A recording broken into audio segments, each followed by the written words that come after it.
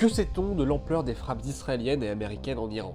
Samedi 28 février, vers 9h40 heure locale, Israël et les États-Unis ont lancé une attaque sans précédent sur l'Iran contre des infrastructures militaires et des personnalités du régime, dont le guide suprême iranien. Dans l'après-midi, le Croissant Rouge indiquait que plus de 20 provinces, sur les 31 que compte l'Iran, avaient été affectées par ces attaques. Dans un message sur Telegram, l'armée israélienne revendique une opération d'une ampleur totalement différente, plus complexe et plus compliquée que celle lancée en juin 2025.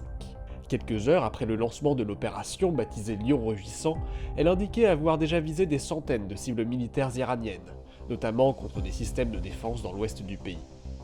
Our objective is to defend the American people by eliminating imminent threats from the Iranian regime, a vicious group of very hard, terrible people. À Téhéran, les attaques ont notamment visé le quartier où résidait l'ayatollah Khamenei.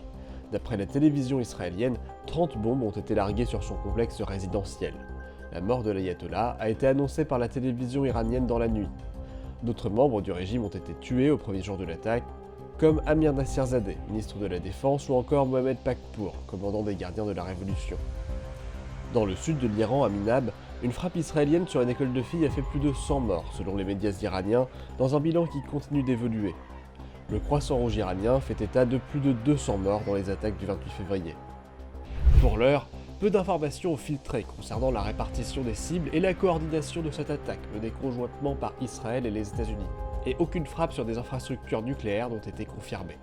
En réponse à ces attaques, l'Iran a lancé dans la journée plusieurs salves de missiles contre Israël et a pris pour cible plusieurs pays de la région abritant des sites militaires américains.